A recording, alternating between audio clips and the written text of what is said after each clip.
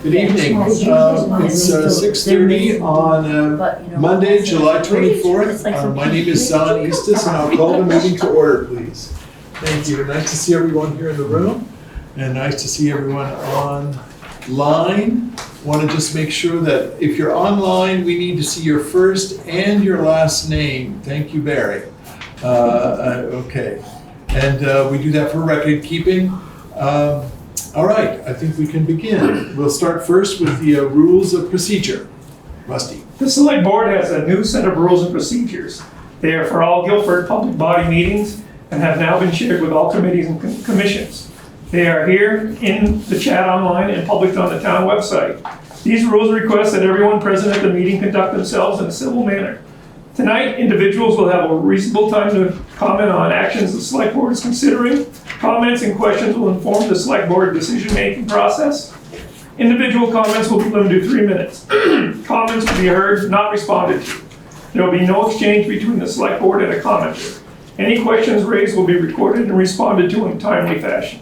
Additionally, here in the room and in the chat online, there is some basic information which includes how to contact Select Board members, how to secure a spot during the community comment portion of the meeting, how to get on the agenda, how to communicate with the board via mail or email. Thank you, Rusty. All right, so now we'll move on to the part of the agenda, welcoming of the public. I'll turn this over to Veranda. Okay, so we have at least 2 people doing community comments, and I see that Reagan is here. Hi, Reagan. So take it away. Okay, yeah, I just wanted to announce that Guilford, a couple things. Guilford Folk is having our community meeting open to the public and community, like the rest of the community, on Wednesday from 4 to 6 at the library. And we just invite anybody to come out and share ideas or thoughts for events they want to happen in the community. Reagan, could you just say like a sentence about what Guilford Folk is for anybody who doesn't know?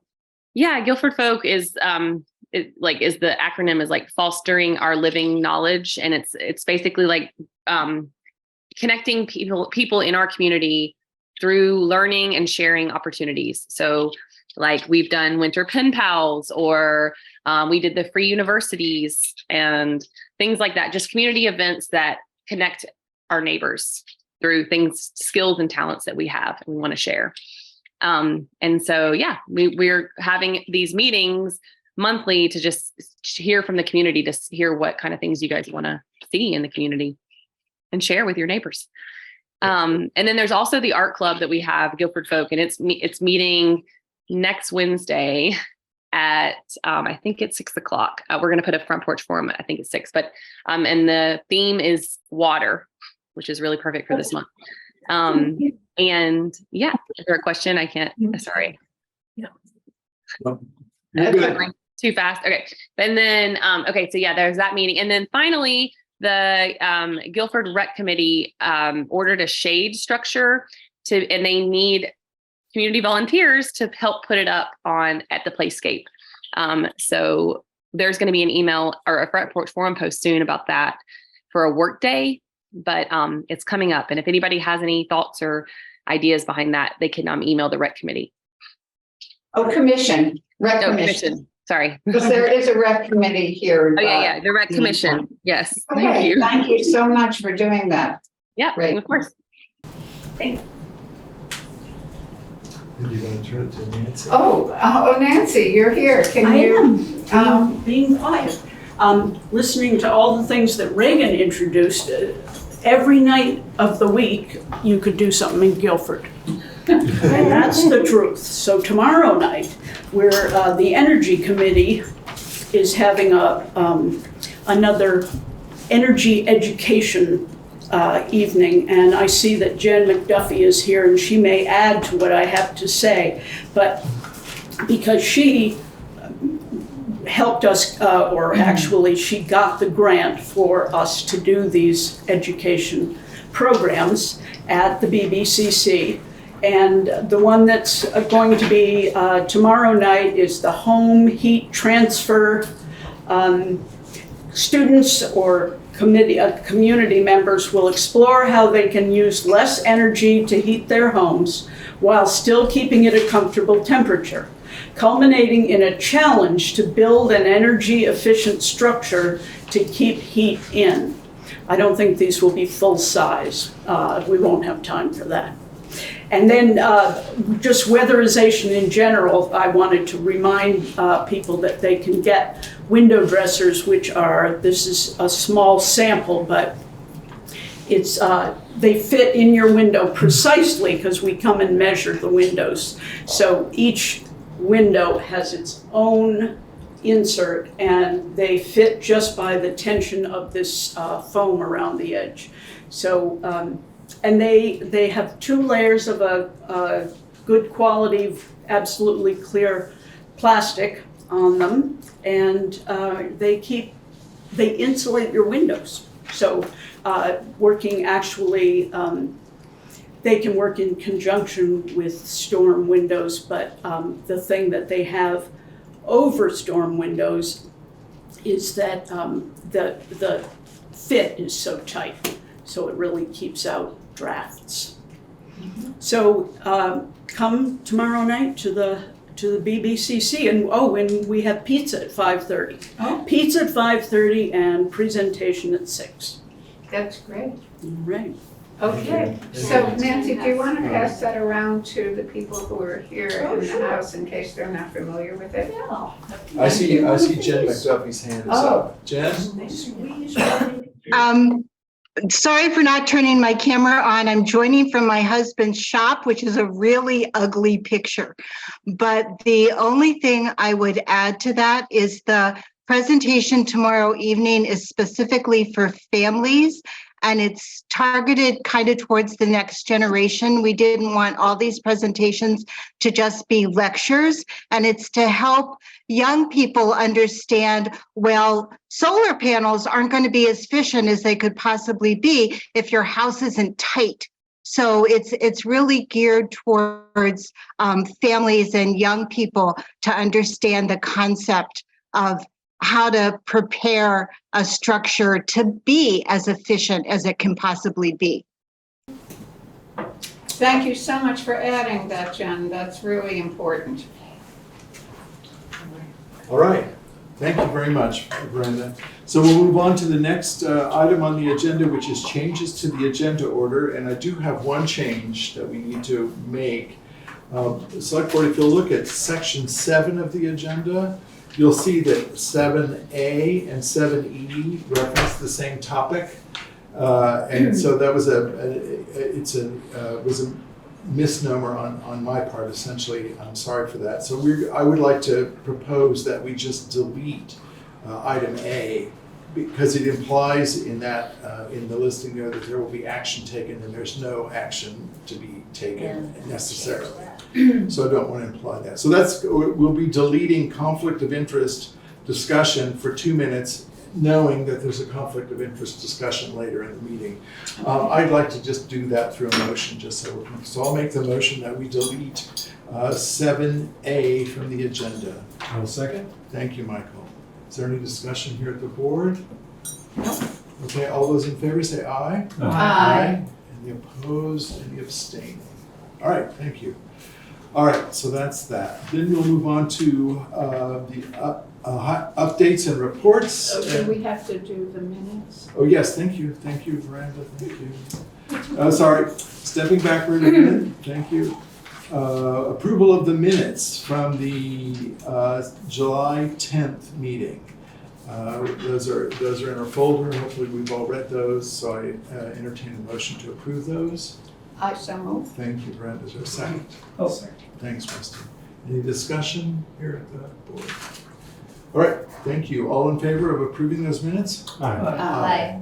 All right, any opposed? Any abstaining? All right, now we'll move on to the highway update. Would you like to say anything? Sure. Erica? So Thank you, Rick. Danny is not here, but he didn't have too much new to add this week. Just they're still cleaning out culverts from everything that went into them during our seemingly daily rainstorms. So culverts is the story of the week. Yeah, and I just wanted to add for the public that I've heard in our statewide reports that the stone-lined culverts that were installed over the last few years have really been important for keeping the culverts flowing. So that was a big job, but it seems to be working, not just here in Guilford, but in a lot of really rainy places. Yeah, and I'd like to just add to this part of the meeting that in case the public doesn't know that I don't know if every select board's getting these incredible numbers of messages and reports and announcements from the state about, are you all getting those? Oh, yes. Okay, all right. I wasn't sure if it was just through but there's a remarkable set of links and set of connections and set of outreaches from the state constantly about all this rain that we've had, and about especially for communities that are really struggling with all the different programs and the FEMA preparations and all that. Erica met this week with Dan Ingold and the director from FEMA to talk about issues right here in Guilford, and I know that they're doing that around the state as well. So it's really been a remarkable effort, and there's so much outreach about it. It's really heartening to see constant updates and reports about everything. Ozan, if people want more information, if the public wants more information than they currently have, is there a good place, Erica or Ozan, where people can access that information? Yes, the FEMA representative gave us some information. I have, in fact, on the bulletin board in the town office here, there's a phone number, website, a mobile app, and yeah, that's how you start the process with FEMA.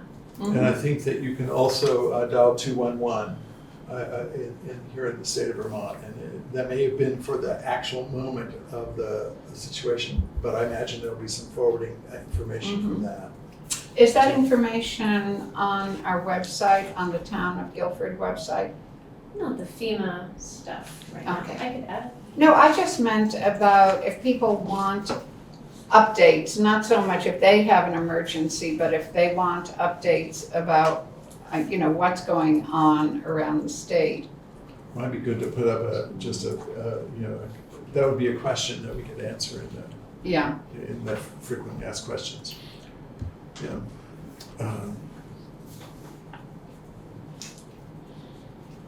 Okay.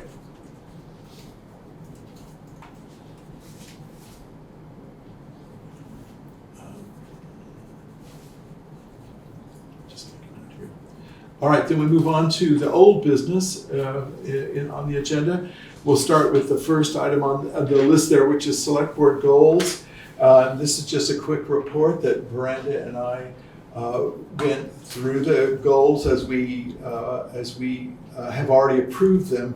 We just tightened up the language and put things in order, and they're ready to go. So and Tara and I'm sorry to interrupt. Okay. No, Tara and I had worked on them together, and I formatted them and just did basically line editing.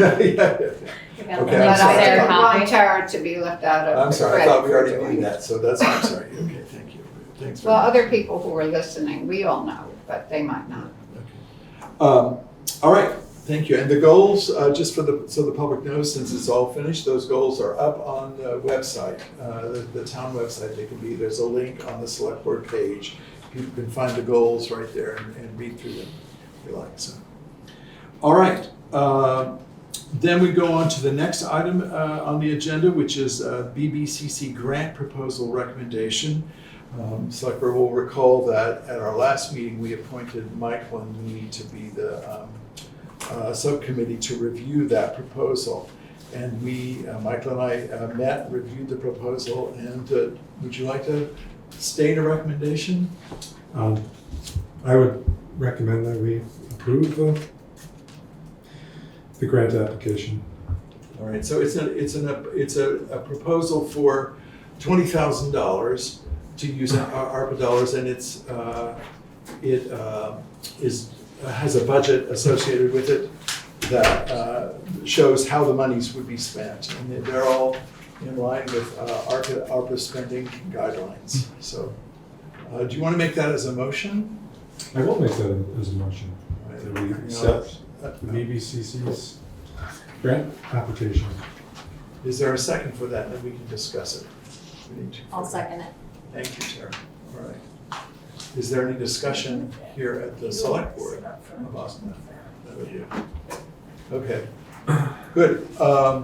So the way this works in the community, in select board meetings, is that whenever there's a motion that the select board is considering, once the select board has had its opportunity to discuss, then we also are open it up to the community for any community member who'd like to make a comment that might help the board understand more about the context or something that they'd like to say about the motion that's, or the issue that's on the table.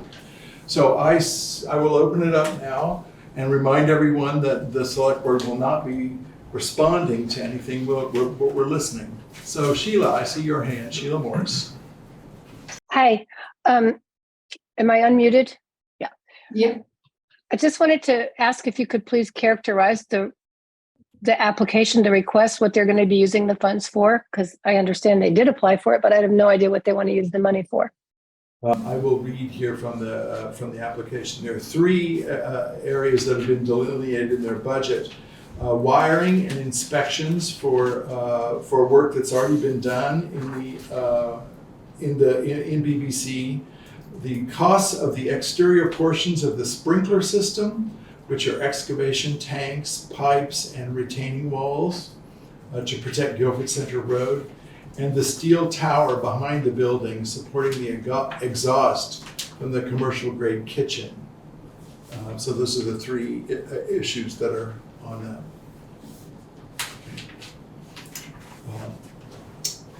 All right.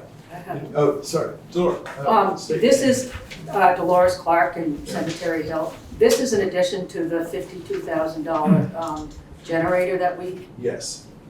Yes. I'd just like to comment that there's like an awful lot of money going into one thing with this ARPA money, as opposed to like the building right up the road that's the meeting house that is in dire need of repair. And also the town-owned historical society is a sore ass, to put it mildly. Thank you. Thank you for that. Question. Yes. Tammy Sargent, Creamery Road. Is this only the second ARPA dollars that we as the town have approved for the BBCC? Okay, so let's see. I don't want to get into a big discussion here. Prefer not to be answering questions, even though I answered Sheila's. So I'll answer yours, Tammy. No, it's not the second application. We've actually awarded many. That's what I thought. So it just it's sounds the second like... one. It's the second one from BBCC, but it's not the second proposal that we funded. No, I meant for BBCC. Oh, yes, yeah, I see. Yes. Then yes, the answer is yes for that. Okay. I have a question on that. The wiring, you said the wiring has already been installed. It just needs the money for, did I miss something? If it's already been installed, it should have been inspected. It's not fully done as I can read from this. Some of it has been done, but not all of it. Would that be? None of this request is redundant in the sense that it's not being used. It wasn't paid for by the previous request.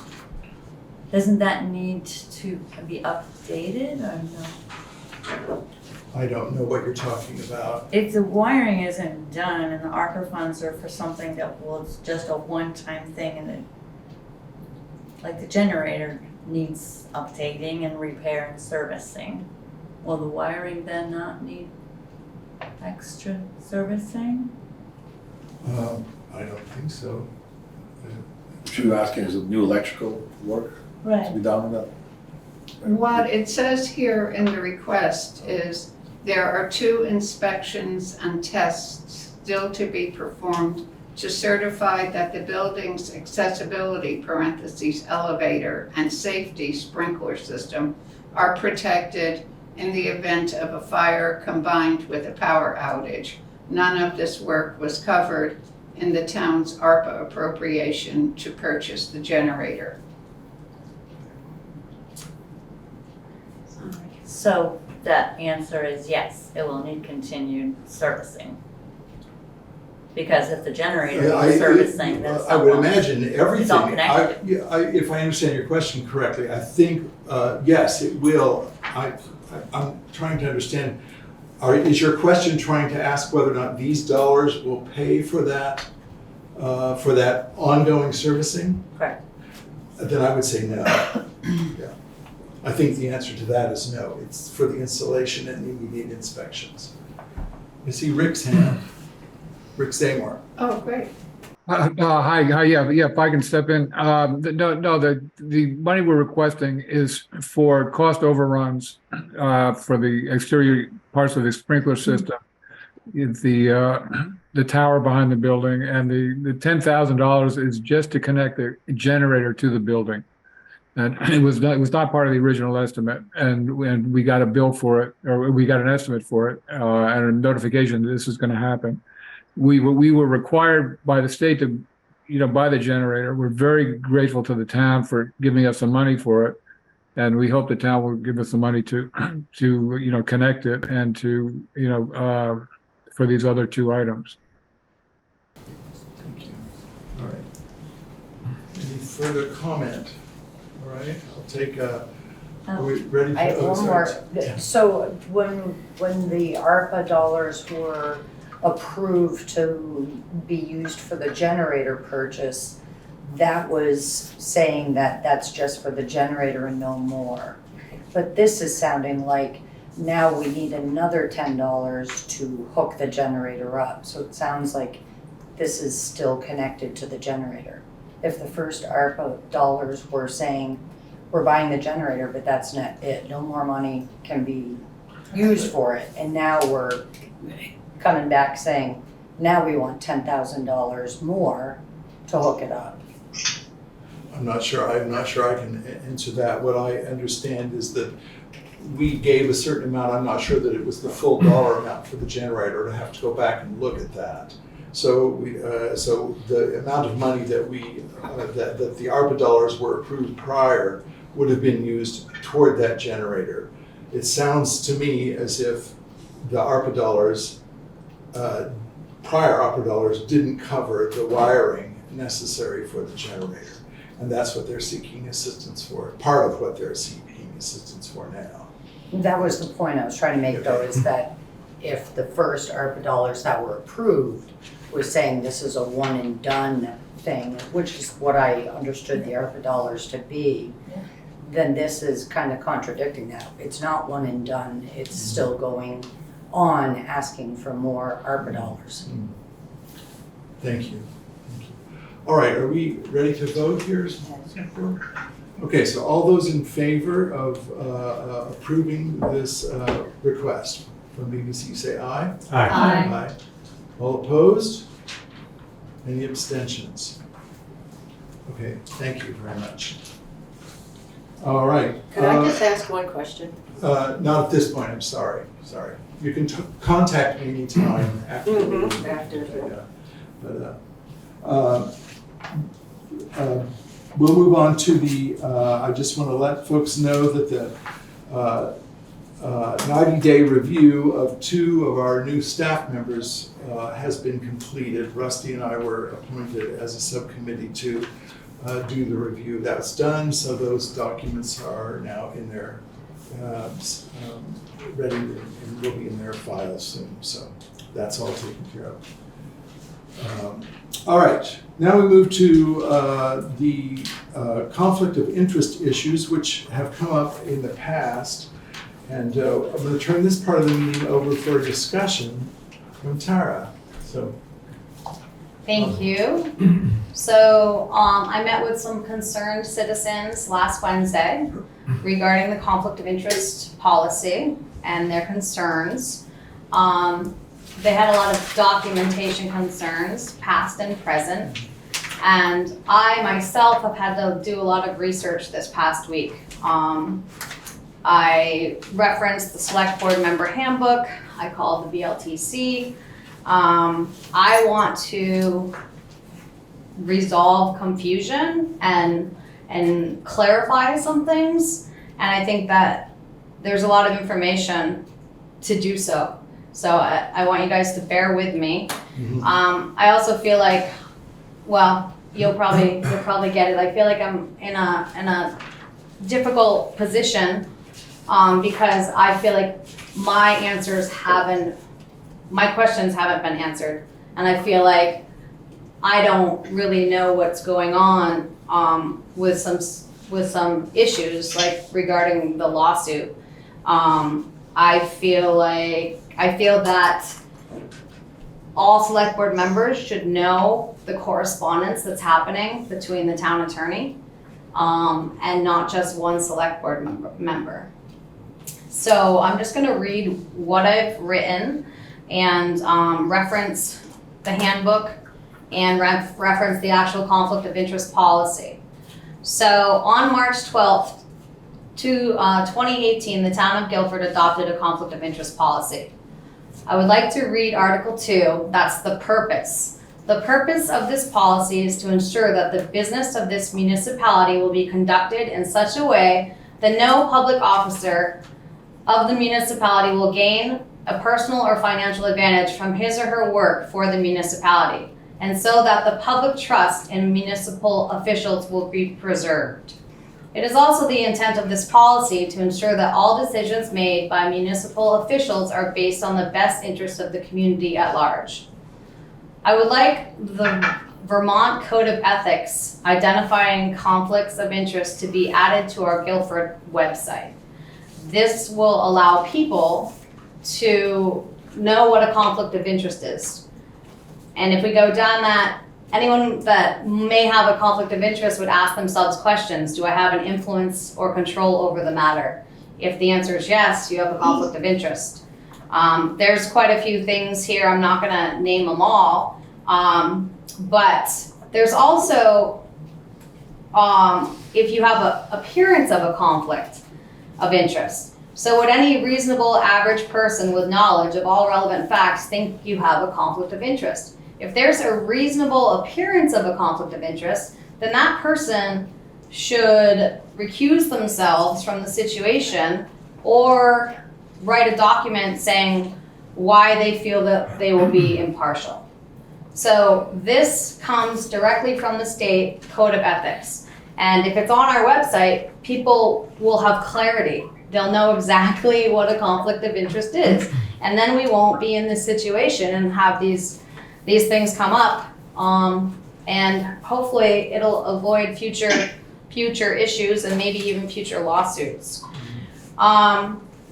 So with that said, I'd like that to be added to the website, whether we need to amend the conflict of interest policy to add this.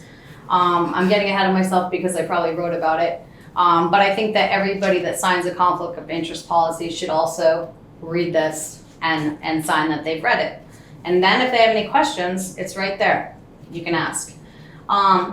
Currently, by not having committee members sign conflict of interest forms, we are not adhering to the policy in place. People on committees are volunteers, but they are then appointed by the select board. Any public body working in the public interest of the municipality should sign a conflict of interest policy and recuse themselves if there is a conflict. If there is an appearance of a conflict, one should recuse themselves or state in writing why they feel that they can be impartial, like I've already stated. This policy is in place to protect everybody, individuals, public bodies of the municipality, and the town. There should be no resistance to a policy that was adopted. The policy in place must be adhered to going forward. I also want to amend the policy by making signed conflict of interest policies available by document request to the public. Could you repeat the last thing you said because I didn't understand Yes. it? I want to amend the policy by making signed conflicts of interest policies available by document request to the public. So if somebody, Now I get it. okay.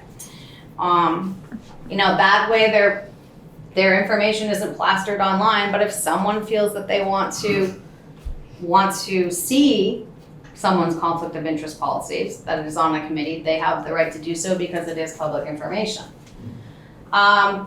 So coming into this, I know that there's a serious division in this town. I'm now named in a lawsuit as I'm part of a body named for past allegations stemming from initial questions revolving around conflict of interest. 2 meetings ago, there was a discussion and a motion for Zahn Eastes and Erica Elder to talk to the town's attorney on our behalf. I'm not comfortable with this vote as I want to directly know what the town attorney is saying and what our options are. I would like to know what is in emails, what questions we're asking, what answers we're given.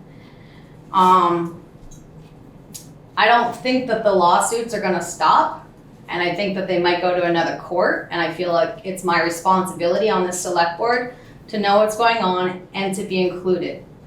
I was voted into this position by the townspeople, and their interest is my priority. If we can do something to stop the lawsuits and spending taxpayers' money, we need to do it.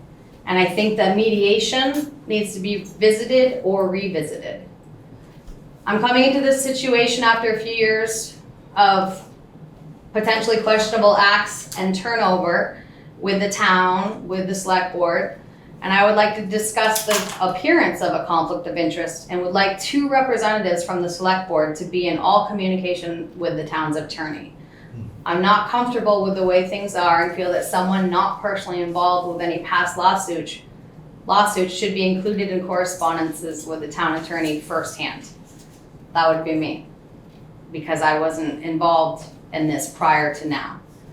Lastly, I've stated that my thoughts are not personal. I believe adhering to policies is paramount and protects all people and the municipality. If someone needs to recuse themselves, they must trust that their competent committee, board, and colleagues will make the right choice without them. There is no gray area here except when someone has a conflict of interest and has not disclosed it or there is an appearance of one.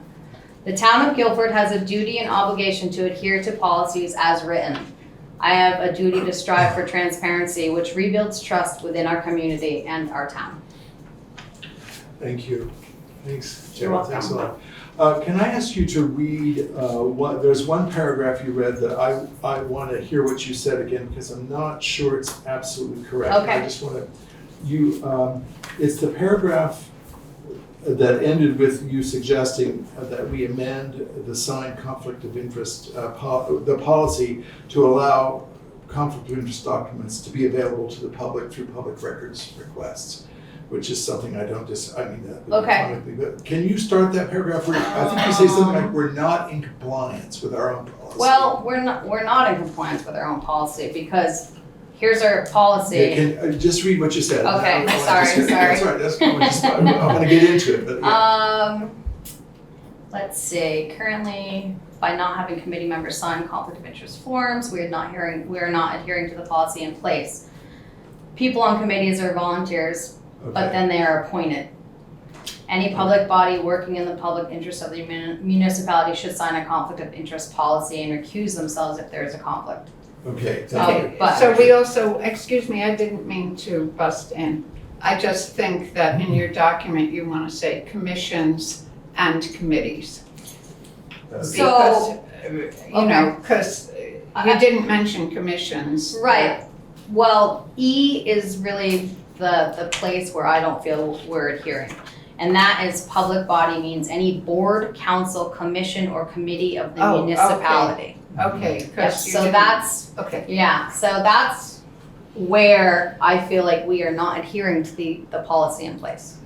Okay. And Can I just say something? Yeah. We are adhering to the policies, just to make committees and commission members sign a form would be adding to the policy. We would have to amend the policy in order to make something like that. Okay. That's precisely my point. We are actually in compliance with the conflict of interest statement. With the policy, because the policy exists where we ask for a certain ethic of behavior, a certain standard of behavior that exists and ends there. We don't, it does, this policy does not require anybody to, except the select board, to sign it or any document. So I'm not aiming to disagree with you, Heather, Right. but I think that I just want to point out that we are in compliance. Okay, I know there are people who feel like, who say we aren't, but in fact, we are. but what I would like to suggest is that we amend it to make everybody, every public body that's involved with the municipality at all, read and sign a conflict of interest policy. Okay. But I also, to go back to the point of wanting more than one person talk to the attorney or have that information, one thing that I gleaned from the select board member handbook is select board powers and liability individually versus a board. So my questions are like, what authority do I have and what authority do others have over me? And who gets to make the decisions if we're not making them all together? So in this select board member handbook, D, select board powers and liability individually versus as a board, it says, as mentioned in the introduction, a Vermont select board may serve at various times legislative, executive, and judicial functions. However, no individual select board member is given authority to serve any of these roles alone. Vermont law gives authority to select boards and not to individual select board members. An individual select person has no more authority to take action on behalf of a town than any other resident.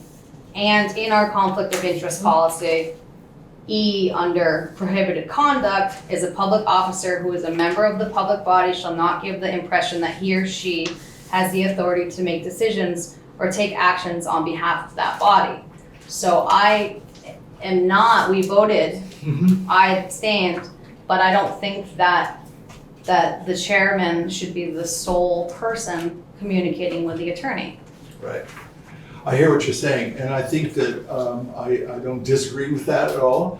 I think the issue comes, I think as I understand it, I think the issue comes on whether or not I'm making decisions on behalf of the entire select board, which I do not do. That you just have to believe me when I say that, so it can be tested or whatever. We can figure that out. I think the issue is whether or not I'm not supposed to do that. I understand that. What I'm normally doing, I think Erica might be able to, what we're aiming to do most of the time is get information that will help us as a select board make the decisions that we need to make. And that does, forgive me for my abrupt prayer. That does, it was, there you go. So when I get information or when Erica asks for information, it does require asking questions, trying to get into questions about statute, what are requirements, and that sort of thing. So it would be very easy for us to engage more people in the process of sharing information. And would be fine. I don't think there'd be a problem with that. It does mean that sometimes the questions are, there would need to be an agreement for either all of us or whomever is appointed to be attentive and able to respond and move forward with things. That is a requirement for us to be able to move toward direction in the most information we're getting. Is most correspondence through email? Most. Well, I think I may. That's easy then. I think that we've talked with the lawyer in the last month, maybe twice. And that was mostly related to the driveway permit request, just learning about that. I think that it's in our best interest to do something like that because then there's not the appearance of a conflict of interest. If we share information. Oh, Tara, I have both a request and a question. One request is that I would love to be able to see your document, just like have you send it to me and just read it slowly, so that I can really sort of absorb what's in it that I don't already understand. And also, I think that I'm wondering, it's a general question about sharing information within the select board and observing open meeting laws, and confidentiality. So, on one hand, there's transparency.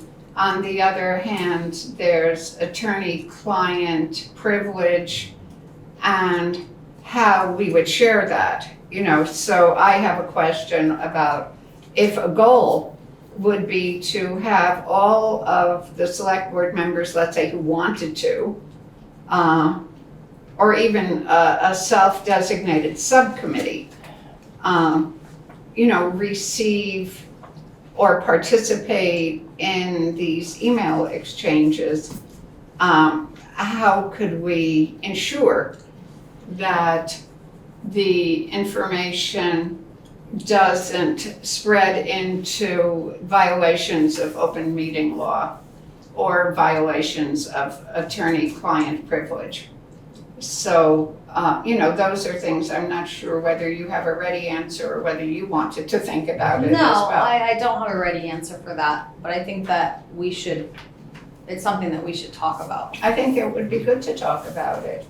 I'd like to, just for myself, I really want to sort of ponder it a bit and talk with people who have more acuity on this issue than I do yet, and not let it drop in any way, but just have a more informed conversation than I feel I'm able to do. Like I'm not ready to vote on something because I just have to think more and learn more. Right. But I really feel, I just really honor your commitment and your curiosity and the time that the effort that you're putting into self-education. I just need to put more effort into mine. I have a Thank question. you. Sorry, not possible during discussions at the table. If there's a motion that comes forward, we'll be glad to open it to the public. Feel free to write to me or anybody, we'll answer your question, but we just can't do it now during the statute doesn't allow for that. Sorry. Can I say one more thing? Yeah. So with attorney-client privilege, there's the attorney and all of us on the select board are clients, correct? Correct. Okay. The town. The town is the client. The attorneys Okay. are acting in the best interests of the town, not necessarily in the best interests of the select board. Okay. There can be a difference sometimes. So going forward, how do we want to address this further conversation? Yeah, so I was gonna ask you, I want to get to that, because I want to. But I want to see if there's anybody, if you guys have anything you want, any questions or anything that occurs to you at this moment that you want to talk about related to what Tara said. Nothing right now. Okay. All right, so what I want to be clear that I think I hear three things that you're suggesting that we take as possible adjustments to the way we're doing business now. And I just want to go over those and make sure they're clear. That you'd like to have us add the the code of ethics statement as part of the conflict of interest process. So that could either be, it could be on the website, it could be part of what people need to sign. So that's one thing. Yes. Is that correct? Yes. The second one is that you'd like to amend our policy so that it requires that every servant or every public servant sign a document similar to how the select board does, that everybody, and that would become part of the public records request, is that right? Correct. Okay. Then the third thing I think I understand is that you'd like to broaden the participation or relationship with the town's attorneys and the select board, whether that means adding one more or all of us or whatever. We probably have to learn, just as Brenda was suggesting, because of open meeting law, we'd have to learn what all that means and everything. So is that clear? Yes. I want to be real clear, I'm not Yes. misstating it. No, anything. Okay, that's okay. correct. I think that it's important for more select board members to have input on what's going on with current lawsuits. Right, I think, okay, so I don't disagree with any of that personally. I think what in order for any of these things to become a changed practice, we need to have a motion and we need to act on them. I agree with Veranda that tonight is not the moment to do that, so I think that what I would propose is that perhaps we need to deal with each one of them separately in a meeting, so it might take 3 meetings to get through them or something, so that we have plenty of time to learn and talk, and we can then at that moment open it up to the public and hear their opinions and ideas about these issues, which I think would be good for us to have. Does that seem reasonable to you? Yeah, I think that's excellent, because I think that it would be great to open it up to the public. Yeah. But I also just want to say that the VLCT is having a conflict of interest lunch this Thursday from 12 to 1. And Sorry, I don't mean to Isn't make that funny? light of it. I just thought, it's perfect. That's And so I tried to, I don't know, it's $10, but is this something that, it's something that the town could cover. The town Okay. can cover for that. Yeah. Okay. It's so I a think budget for that trainings. anyone that can do that, it's an open forum to ask questions to attorneys. And I think that anyone that can do that, I'm definitely gonna do it. Okay. Okay, so Thursday, 12 to 1, it's I'll see if I can do it. this Yes, you should have got an Thursday. email, I'm pretty sure, from the VLCT. Okay. All right, great. Okay, so if you're comfortable with that approach, I don't think we need to make it into a motion or anything that we're gonna do it. That's great. We'll just carry it forward. Are you comfortable if we went in the order that you presented them? Yes, And I think it would be very helpful for all of us if you would mind sending us your document. Okay. That that you so carefully put together, so Sure. we can read and absorb it deeply. okay, And they might raise more questions, and that would be what we would discuss at the next meeting. thank Seem you, reasonable? yes. All right, anybody else have any comments? I don't. Okay, thank you Work. Thank very you. much. I think Oh, how we many can- people came to your, ballpark? 8 or 9. Okay, great. Good. Okay, we need to go get Ellie. Oh, Ellie, Okay, we can pull this chair up here. yeah, so Ellie, Sitting at the Hi, top, Ellie. Hi. We'll have you sit right there, okay? right in Thank front of you. the mic. In front of the mic. Yeah, move over a little bit. Thanks very much, Judah. Thank you. So, all right, now folks, we're going to move into the new business part of the agenda. This is the part of the agenda which we have not yet, the select board has not seen these specific issues. So we've invited Ellie, a new employee for the town, to come and talk with us, give us a report about how things are going for the town from her point of view, and where things stand right now. I have put on the agenda that there's a potential action, and I'm anticipating that that action might be that we will just, if there's anything that Ellie tells us that feels very substantive, we might want to just accept her report, and that might be the action we might do. I'm not proposing that we have to do that, but it might be that way. So, Ellie, Okay, nice to see you. Thank you. yeah, long time no see, Zon.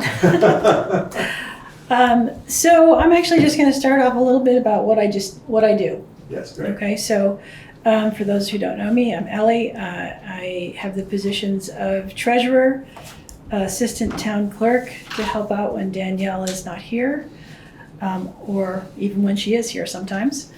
I'm also the delinquent tax collector, and I do some financial support for Algiers Fire District Number 1. And I wanted to share a little bit about what my week is like. And this is just some of the tasks that happen. So on a weekly basis, and basically it's really anything to do with finances for the town. But on a weekly basis, there's payroll deposits, payables with every 2 weeks doing a warrant, or I should say twice a month. And along with the payroll comes retirement plan management, and that's and payroll taxes and questions and requests from taxpayers and other folks in the community. On a monthly basis, doing delinquent tax statements, fielding calls from delinquent tax folks. Interest posting for AFD and lots of monthly reporting. Quarterly, there's AFD bills, water bills, insurance updates, marriage reports to the state, dog reports to the state, VEMR's reports, federal taxes, all those good things. Annually, many more reports to many more agencies, covering compensation reports, asset reports, grant reports, wages and benefits reviews, and those kind of things. So I've been pretty busy the last 4 months.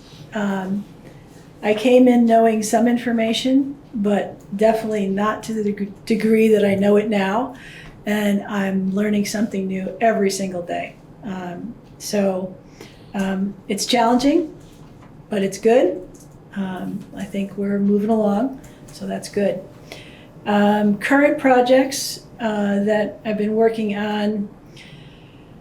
Fiscal year end was June 30th, and I was lucky to have NEMRIC come and assist me with doing the preliminary closing of the books for the town.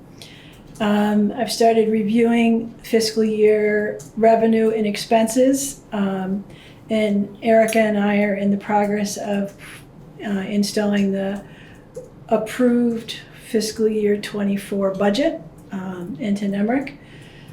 So that we can get all those great, income and expenses into there. Also preparing for our professional audit, which will be done by Mudgett, Jennett, and Krogh Weisner. Those are our certified public accountants that come. Bonnie was here in June, and we did some preliminary work, and she will be back in August. To continue and finish the job. So this looks like review of policies around procedures, around division of labor and risk assessment, review of many random samples of expense and revenue documentation, and supplying her reports about our financial position, all different kinds of reports. So I have a list already of things that I need to be preparing for her visit, and I've been working on that, and we'll keep doing so until she gets here and gives me more things to do. Erica and I have worked on the tax rate along with Lisa Berry. And again, that was something I knew nothing about, and now I know some about.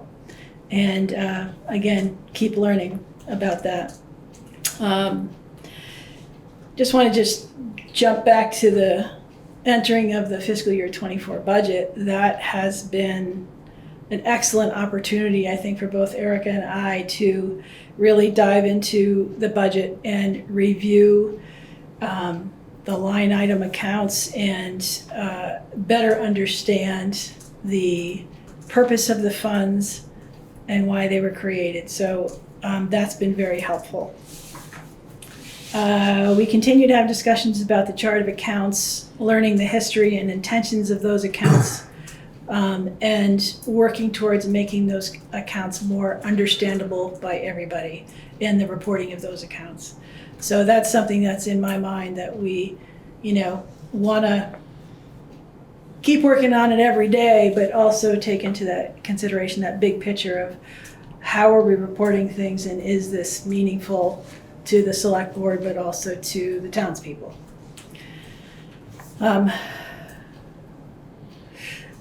Another thing that we have just been talking about, and by we, myself and Erica and John when he was passing through the office, was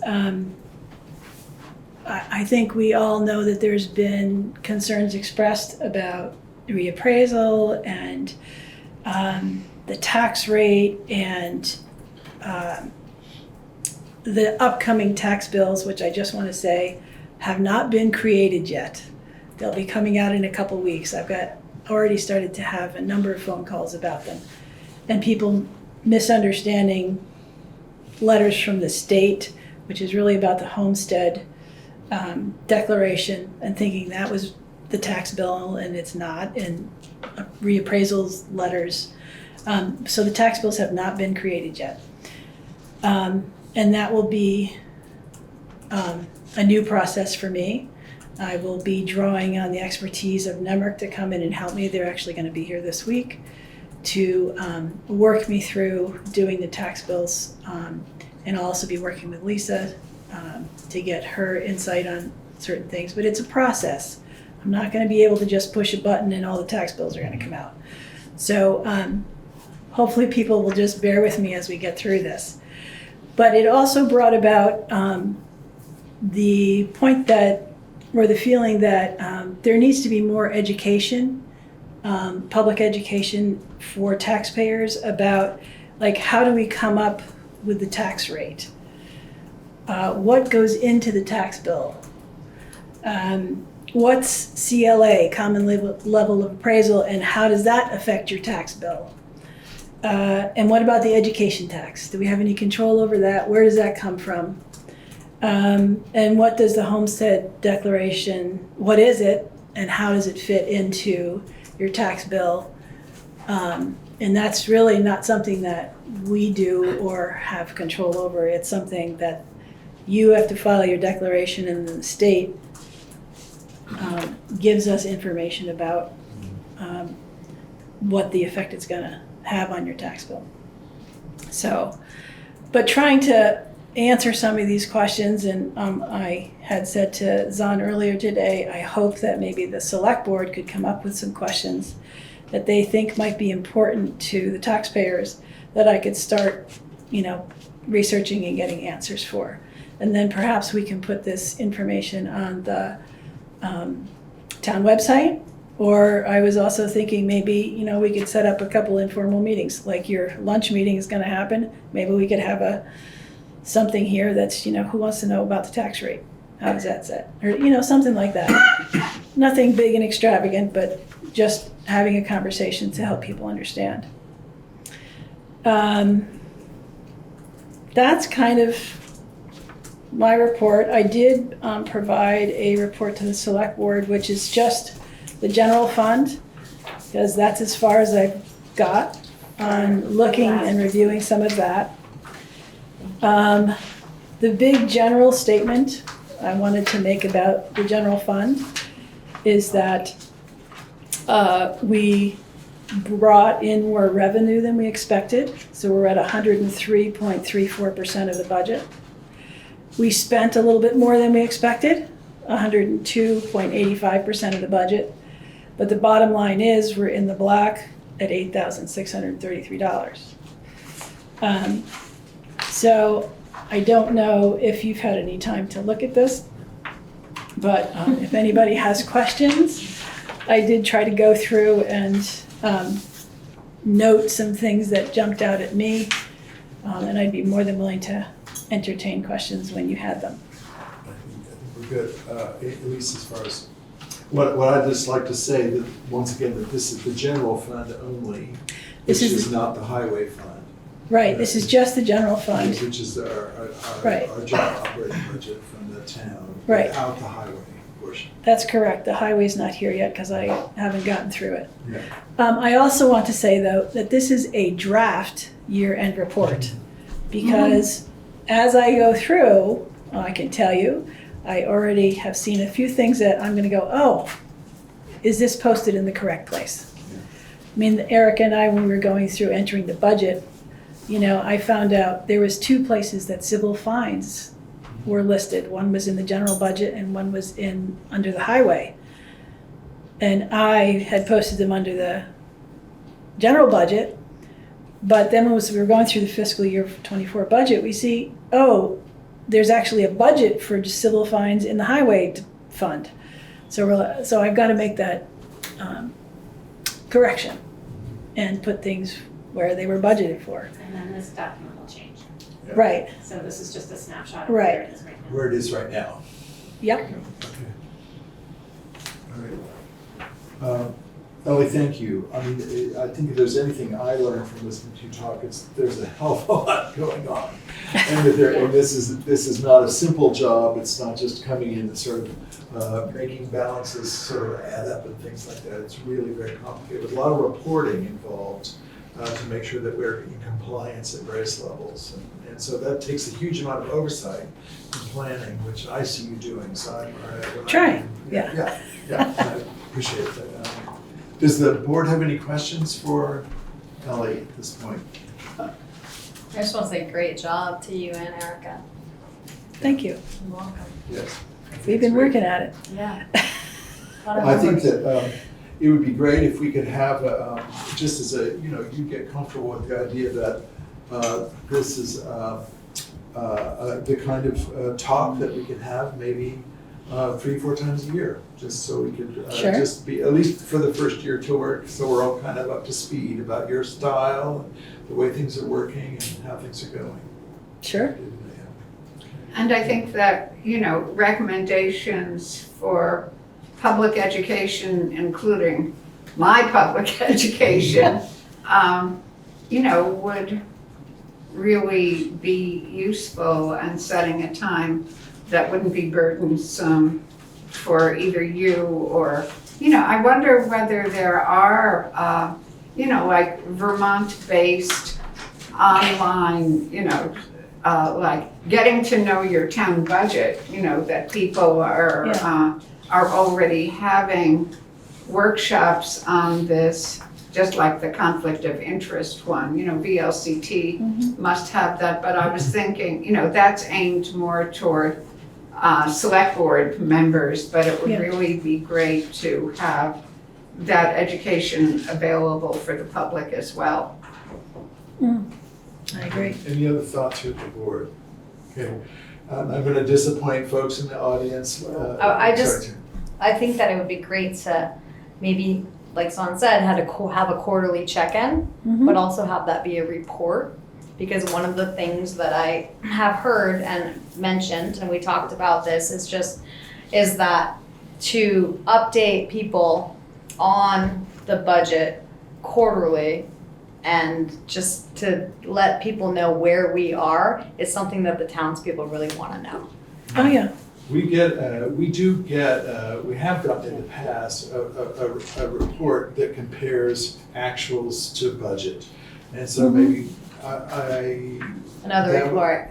That would be something that would be possible. I'm assuming it's similar to this. It looks very much like similar this, to in this. fact. Yeah, very, very similar. Right. Yeah, and it would be great those could be available not before meetings, obviously, because we can't do it but it could be available to the public after we've looked at it and at a meeting and seen it.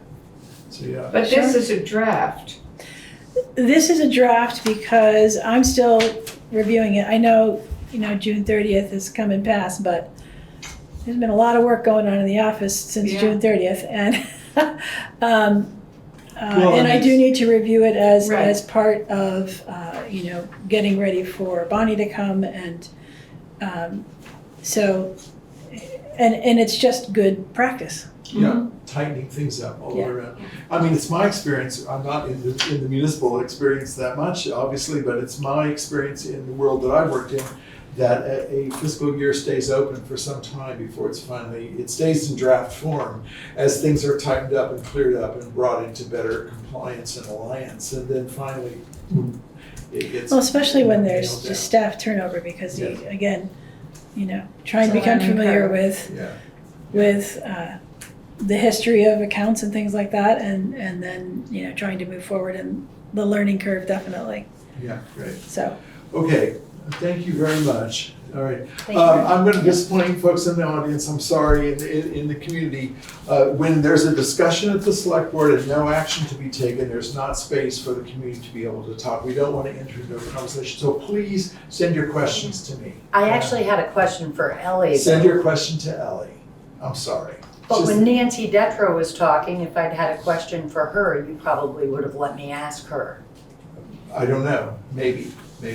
Yeah, maybe, because that was part of the community comment period. It's a little different section, part of the meeting. If it's on the agenda, you All right, thank you, folks. Let's move on then to the next order of business, which is the tax rate for fiscal year '24. And here we have a sheet of paper I'm gonna hand around. Yeah, pass these around. And we're going to do what we can to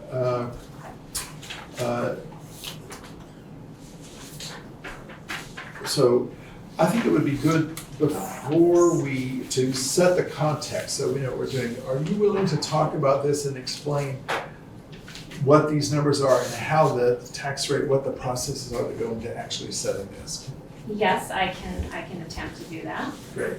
So it was my first time doing this and Ellie's first time. Lisa Berry assisted. She's been to this rodeo before. This is a pretty simple and straightforward spreadsheet, and this will get posted on the town website after this meeting. It starts out with our expenditures, our expenses that are budgeted in the March 2023 town meeting.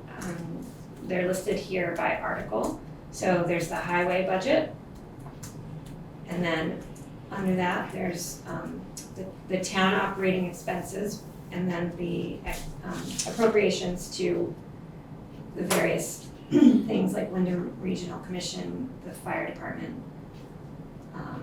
The fire department gets 2 here, and HCRS got its own line. Human Services was Article 12 that you all may remember. And that makes up all of our budgeted expenses for a total of $2,029,911. So then those 2 numbers, the municipal and the highway expenses, each have their own revenue. Grants, for instance, things like civil fines, we get a little bit of money from speeding tickets occasionally, so stuff like that is our revenue. And expenses minus that revenue is to be raised by taxation, right? Understand so Is that far? very clear in the middle there? That's the the amount of middle- money the that we middle need to line. raise for the highway and municipal budgets. Yep. And then the next part of that equation is the grand list, which, as everyone knows, went up this year due to the reassessment. So those 2 numbers are the same because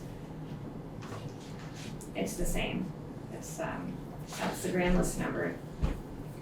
And then the spreadsheet calculates it, we checked it. And so that comes up with the municipal tax rate and the highway tax rate. We add that to the education tax rate, which comes from the state, which compared to last year is lower than it was. And then the next part of this equation is what's called local agreement, which is veterans exemptions to taxes. And that little bit of the calculation. And so at the very bottom is the homestead tax rate and the non-residential, which is the same as non-homestead tax rate, is a lower number, but that's it. So for the year, and there are a lot of other things that go on your tax bill besides just these main numbers, but they're all represented here in the spreadsheet. So we couldn't create new tax bills for this event today, but you know, we can probably create some samples and post them up on the site too. In the next while, yeah. Yeah, so the tax rate for this year, this coming year, is it's a little bit lower than it has been in previous years, and that's due to the increased assessment that we all have. And so if you want to know the numbers, the homestead rate is 1.9048, the non-homestead is 1.7890, and last year, and for the couple of years before that at least, which I have these sheets for too, it was 2 point something, so we're down under $2 per thousand, I believe that is, Yeah, of so assessed value. last year, the homestead rate was 2.4745, and this year it's 1.905. And I think it will be the number they'll get to. So it's, it's down a bit. The same. But that's kind of- based on the new reassessed value. Yes, all of this is That based on the new assessment, yeah. So this doesn't mean that, this clearly doesn't mean that people's taxes are going to go. It's no promise about anything about taxes. We don't even know yet what it means exactly. That's some of the homework. So we're it's planning to not do. as simple as if your reassessed value was $100,000 more, you are then gonna be charged 1.9% on that reassessed value. It's not that simple? No. Wow. No. No, there's a lot that goes into it, and Yeah, it's very that's complicated. why we can't tell you today, because that's the next step. Okay. Building the tax bills is the next step that we're gonna do. I wish Yeah. it was that simple. Yeah, we really nice. It was if it were that simple. And there's also, as Erica pointed out, on our tax bills, it's a lot of information that's on the tax bill. Everybody will be able to do their own math to make sure that it fits right. Everybody's tax bills are using the same grand list number to get to the tax rate. And that's why our number is lower. The grand list number has gone up. The amount of money that we need to raise is not changing because that's what we approved in March. So when the grand list goes up, that means all the tax rate then goes down. Okay. Yeah, but that does not speak, and we have to be really clear here, that does not speak to each individual household or homestead and say that everyone's taxes are going to do this, that, or the other thing. We don't know yet. There's some testing that has to be done here. And I know that's- I'm not supposed to ask a question, but I'm gonna ask it anyways. How come there was a difference, this is probably for you, Erica, maybe Ellie, why wasn't everybody's assessment gone up the same percentage? Why was there different? Yeah, we'll have to probably answer that at a different time. I don't think we have a really snapshot answer. I think Well, how can you do it if you don't have an answer? because I'll just say quickly that it's based on comparables. And so a really expensive property in Guilford might have different comparables than a lower priced, a lower valued property, or the other way around. So it's not just that it's not just equal up and down everything. That was very complicated as well. Mhm. Yeah, so we could probably develop a good answer, a quick answer, but I don't think we should take time to try to explore what that might be now, because I don't think we have a good handle on that question with an answer that would probably satisfy most of us. Would that be something to And ask isn't Lisa? that, Yes, you could ask Lisa that anytime. yeah, I was going to say the same thing, that really Lisa gives us information about how to try to understand this. So Lisa the select board has nothing to do with setting this rate except for trying to create a level funded budget. Mhm. So I'll just segue from that. So the point of what we're doing here now is not to set the tax rate as much as it is to accept the tax rate that's being offered to us so that the next steps of this process can go forward. And that's really what we're doing. We're in charge of understanding from the community what the budget for this fiscal year would look like. We know what that is. The grand list has been now reassessed. We know what that is. And now we go forward with the next steps, and we're just saying, we want to do that. We want that process to move forward. So, And does it also mean that we're sort of acknowledging that we understand basically the work that has gone into yes, this? that Okay. we're approving this and believe that this is the right work to be done. So I will move that we accept this tax rate for the next parts so the process can move forward. Is there a second? One second. Thank you, Michael. All right, is there any further discussion here at the select board? Okay, now I would take a question from the community if there's a question. All right. Bless you. Thank you. Yes, Connie, So the Oh, question, just say your name. oh, I'm sorry, Connie Burton, Weatherhead Hollow Road. So the question that was asked by Dolores, can we expect that we will get an answer to that at some future Well, board meeting? Yeah, I think, maybe not at a future board meeting, but what we would do, perhaps, we might also supply it on the website so people can go there. So it's broadly available to a lot of people, the answer to the question. We might refer to it at a select board, we give it, and then I just don't know exactly how we'll do it. We're certainly not interested in answering Dolores and Connie and nobody else find out. We want to make it publicly available. And if it's put on the website, there's no way you can read what's on the website and, and ask more questions because you don't quite understand it. Whereas at a board meeting, we're not gonna spend hours. You can't even do it at a board meeting either. The board meeting is for the board to do its work. If we need to have a meeting in the community about understanding this, which I think is something we've heard tonight, that's a separate kind of meeting that we can set up and be happy to do something. Think about that. But we won't be taking select board time to answer those kind of questions. So you don't think it's the select board's job to make sure the community gets their questions answered? No, I do not. I think it's not in the sense that that could potentially open the select board up to just doing nothing but answering the community's jobs. We have a job to do here. And so if there's a request that we have, I would recommend that anybody request a public meeting about an issue that they, if they don't feel like their answers are good enough for them, then request a public meeting. But probably the select board is not the place to do that kind of conversation. As a general rule, I would say. Right, and I understand that as a general rule, but it seems to me the tax rate is way up there in priorities. Yeah, I hear you. Yeah, okay. Thank you. Is there any other comment in the community? I have one more question. Yeah, Tammy sure. Sargent, Thanks. Primrose.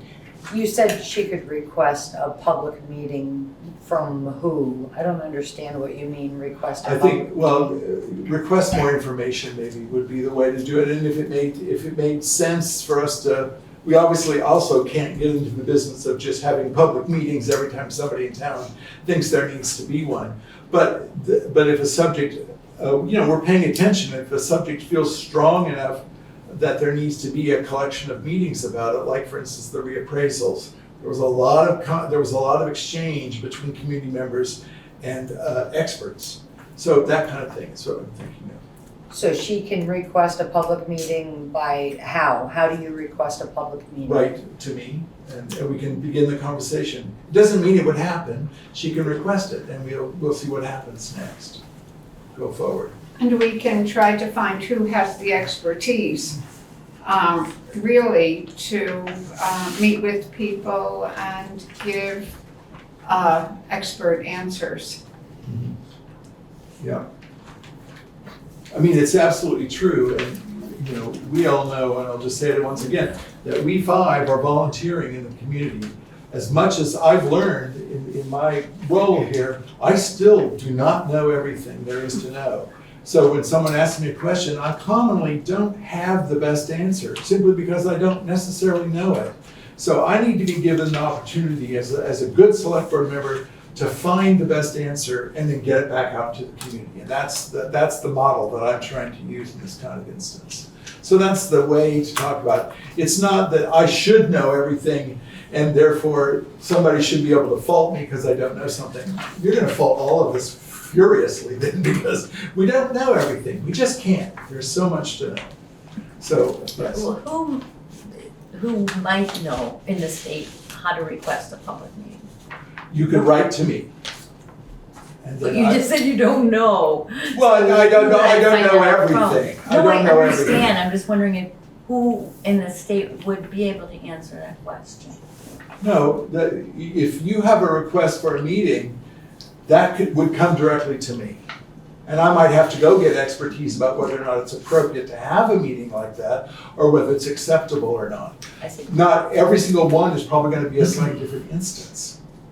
Correct, I just didn't know if there was Yeah, a no, I don't think policy this- about public meetings. We lean very heavily on Vermont League of Cities and Towns Okay. to help us understand that kind of stuff, as well as on occasion our attorneys.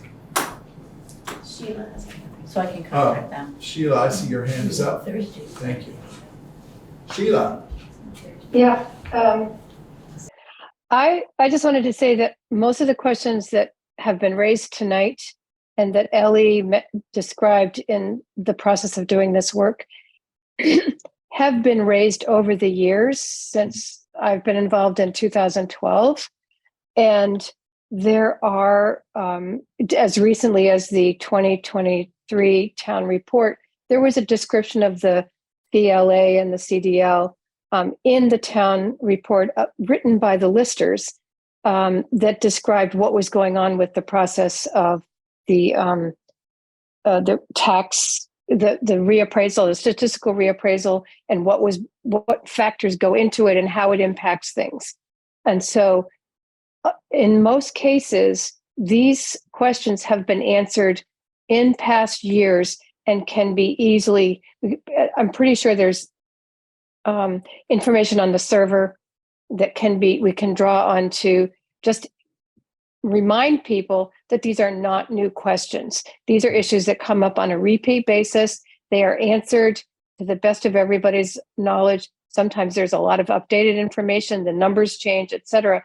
But this information is not necessarily new, and it has never been, it has always been available to the public. Thank you, Sheila. All right, we have a motion on the table here to accept the fiscal year 24 tax rate. I'd like to take a vote. So all in favor? So we have a motion on the floor and it's been seconded, right? Yes. Okay, It was it seconded was by so Michael. long ago that Yes. I forgot that we had already done that. Yeah. Okay, So yes, it was motioned by me and seconded by Michael. thank you. Yeah, that's fine. So all in favor of accepting this tax rate as presented? Aye. All opposed? Any abstentions? I'm gonna abstain right now. Okay, that's fine. All right, so then we move on to the fire department auxiliary boot drop request. This is we see this on an annual basis, thank you. They're just letting us know that there will be a boot drop from 7 a.m. to 2 p.m. on Monday, September the 4th. And this is the Guilford Fire Department Auxiliary operating this. And this is they just asked for our, not permission, but our applause for their efforts. So I would entertain a motion to uphold this. Also, Thanks, Christine. Is there a second? I'll second. Thank you, Tara. Is there any further conversation about this? Well, great. Well, great, that's right. And so they will be near the fire department. Let's see, it says in front of the fire station. Okay, Yeah, must be on Guilford good Central Road. time to drive by the fire station. Yes, September the 4th. Okay, any further discussion? All right, all those in favor say aye. Aye. Any opposed? Any abstaining? Thank you. All right, thank you. Then we move on to the finance, the warrants. So Tara. I always forget what I'm supposed to say. I move to accept these warrants. To pay the following Pay the warrants. following warrants. Let's see here. For, let's see.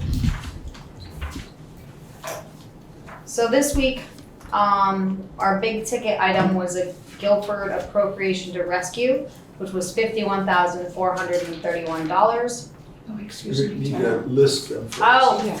That's your Right, motion. is to- I was looking for that. It should be on the agenda. Look on the back of here. your agenda right there. Here. I printed it out and I Here, don't it's have right my now. piece. Well, thank you very much. Okay, and So this week, right. our payroll was $9,167.43 for the week ending 7/16/23. Payroll for the week ending 7/23/23 was $8,168.02. Our expense warrants were $90,688.98. That's warrant 2403, and our expense warrant 2402F is $41.50 for a total of $108,965.93. And yes, Okay. Yeah. Th- What happened? Those numbers don't add up. So do they? Oh, yes, they do. I'm sorry. Okay. I misunderstood. Yes, they're fine. Good, sorry. no problem. Okay, so you moved that, right? Yes. I'll second. I'll shut myself up and second. Okay. All right. I do have a question though. Yeah. So Discussion. Do we have to have a second? I Oh, just you did. did, okay. All right, sorry. So we do have $3,581, and that's for Jason Heron's new lawsuit. How, is that based on a monthly thing, or is that just as stuff comes in? We get those invoices monthly, so they sit on them until they, Okay, yeah, okay, give them. It's not a monthly retainer fee. No. okay. It's just what they did in relation to the lawsuit, which was filing motions and things. Could we get, something for the fiscal year, like what have we paid in this lawsuit, and something from January 1st on? Probably, Yeah, we yes. can probably do that, yeah. Okay. It's a request. And so that would, you'd like to see that, we'll see that at the next Yeah. meeting, so we can speak about that. Okay. All right. Is there any other discussion about the warrants here, as stated here? Okay. Question, Tammy? Yeah, Or my question comment. is, the warrants are made up of a whole slew of different invoices that come into the town. Each one of the invoices is assigned a chart of accounts number. My question is, who assigns the chart of accounts number to each invoice? I do that. Eric. So it doesn't actually go to, say, Danny at the town to say, Danny does the highway ones, sorry. okay, so Danny does the highway ones, but you do all the other ones. You assign the chart of accounts number to it. Yeah. So that's what dictates where it comes out of in the budget. Yes, and I do get some of the highway ones, like their electricity bill comes just to us, so I code that one with the account number. So Okay. Any further discussion here? Okay, all in favor of paying these warrants, please say aye. Aye. Any opposed? Any abstaining? Okay, we'll move ahead then. I think there's no other business. On the agenda, there's no other business that we need to take up right now.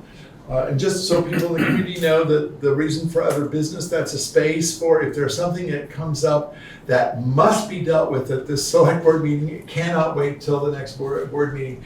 This is the space in which that kind of information, that kind of issue will be brought up. Select boards are constrained. We cannot just bring up information because we think it's a good idea to bring it up under other business. It's got to have that urgency piece to it in order for us to add it to other business. All right, now we move ahead to correspondence. And we have one correspondence here, and I asked Michael to characterize that for us. We have one letter from a citizen on South Stony Hill Road that has expressed concern that there's been some confusion between South Stony Hill Road and Stony Hill Road, and a request has been made to consider changing the name of the road to eliminate confusion in the future. So, thank you. And I will just follow that up by saying that the reason we didn't put it on the agenda this evening as a topic for us to take up in a full discussion is there was some research we needed to do to find out what statute allows us to do regarding this. We're learning, and so probably we will expect this topic to come up on a future select board meeting. I don't know which one yet, but it will be on one of our meetings soon. to look at that question. All right, we need to, at this point, we need to move into an executive session. And so the way this will work, folks, is you're all invited to stay in another, outside or in another room, and we'll bring you back after the executive session. We're going to be talking, as it says on the agenda, to discuss labor relations agreements with employees. And so we're moving in by statute. So same with folks here on the call. We will put you all in the waiting room. And if any of you remain there, you want to look to the right. Maybe you can do it there, yeah. If any of you are remaining at the end of the meeting, then we will ask you to, we will invite you back into the room then. There's plenty of room. Sure. Sorry, I think you have to go everyone. one by one. Okay, so is it with this? All right, so I will make a motion that we enter executive session pursuant to 1 V.S.A. section 313A 1B to discuss labor relations agreements with employees. And we need a second. I've got 3 seconds. That's pretty good. Okay, I'll take Michael's second. All right, so let's all vote on that. All in favor of moving into executive session? Aye.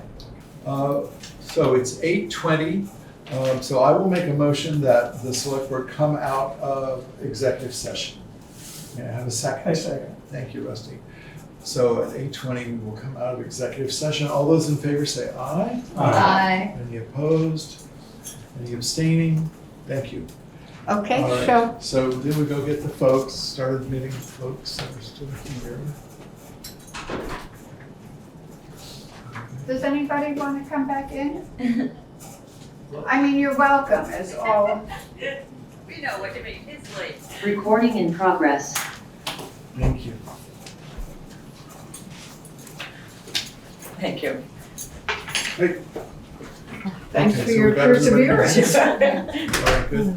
So, folks, we've just come out of executive session, and you want to click off that Zoom thing, so it's right in the middle of the, just exit off in the upper right corner there. Yeah, great. Did you let in the people who Yeah. were? Yeah, Oh, okay. 2 people. I would like to make a motion following that session that we amend the current personnel policy by adding a new section, which will be numbered section 31, to delineate on-call and call-out hours as part of the policy. So I make that motion. Is there a second for that? I'll second. Thank you, Michael. Is there any discussion with the select board? All right. Any discussion in general? All right. I will take a vote then. All in favor of amending the current personnel policy to include this section, please say aye. Aye. Any opposed? Any abstaining? Okay, thank you very much. Now we move on in the agenda. We're just about done, folks. The actions from the previous meeting, there was a mistake in the actions that were published for this section of the meeting, and so where did I put those? Here it is, right here. So I would move with the select board's. I will just I will read into the list from last time the actions that we actually took at our last meeting. So this 8-point list here on the agenda will be replaced by a 5-point list. The actions we actually took at the last meeting were to approve the minutes of the special meeting of June 21st. We approved the minutes of the regular meeting of June 26th. We resolved an outstanding motion to name a subcommittee regarding conflict of interest. We dealt with that. The select board denied the UN driveway permit, and the select board appointed a subcommittee to look at the BBCC proposal for ARPA dollars. Those are the actions we took at our last meeting. The actions we took this evening, moving on to the next part of our agenda. We agreed to delete one, just a second, we agreed to delete one item from the agenda about conflict of interest because it was a double entry on the agenda. Then we approved the minutes of the previous meeting. The select board approved the BBC's request for ARPA dollars per the recommendation of a subcommittee. The select board then set the fiscal year 24 tax rate. The select board then approved the plan for the fire department auxiliary to hold their boot drop. The select board approved a number of warrants. The select board approved an action that will, coming out of executive session, that will amend our current policy to deal with on-call and call-out hours for the highway department. All right, those are the actions we took today. Actions to be taken. I've made a commitment that we will look through a number of, there are 3 issues that Tara reported on. We will have those in the course of the next meetings. We will also be addressing a request from that the name of South Stony Hill Road be changed at a future meeting once we learn everything we need to learn. All right, folks. I think we're to the point of the meeting where we could adjourn. Is there a motion? I so move. Thank you, Rusty. Second? I'll second. Thank you, Tara. All those in favor of adjournment? Aye. Aye. Any opposed? Any abstaining? Thank you all very kindly. That's that meeting. We'll see you in a couple of weeks. July, what is it? No. 14th. August 14th. July 14th. No, August 14th. Gosh, I'm tired. I'm